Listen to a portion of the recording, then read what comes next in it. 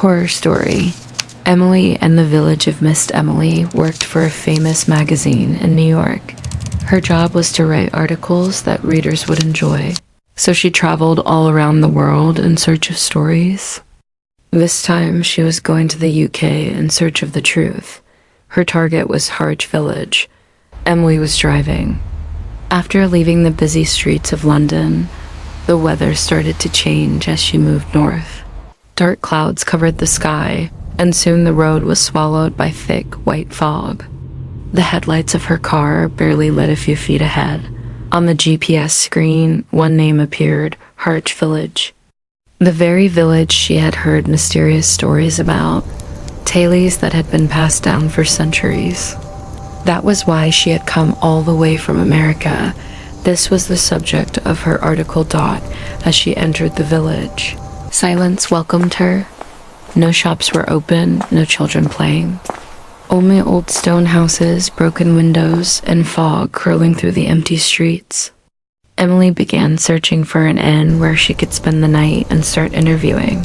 Villagers the next morning dotted the edge of the village. She found an old inn.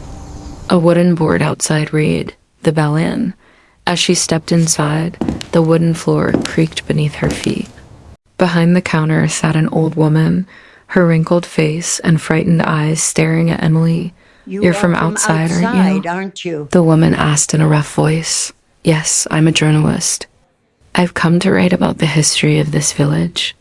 The old woman stared at her for a moment, then whispered, Miss, when the church bell rings at night, keep the door locked. Don't open the window either. Emily smiled politely. Don't worry, I'll be fine. But in her heart, she thought these were nothing but old scary tales. Night fell. In her room, the old clock ticked slowly as Emily wrote her notes. Suddenly, tan. The old church bell rang. Emily froze. The old woman's warning echoed in her mind. The room grew colder. She went to the window. Fog had thickened outside. The silence was eerie. At first she thought it was her imagination, until she clearly heard a whisper, Emily. Her heart pounded. She turned off the light and hid under the blanket. All night long, every little sound made her shiver.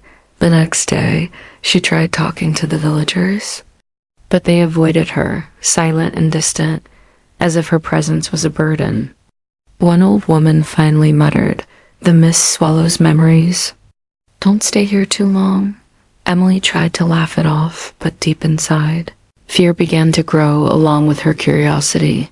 On the second night, when the church bell rang again, Emily gathered courage and opened the door.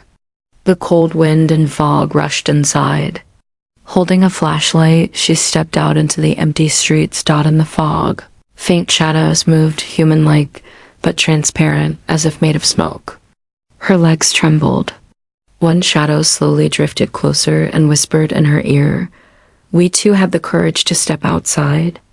Now we are only mist. Emily tried to scream, but no sound came out. She ran back to her room in terror.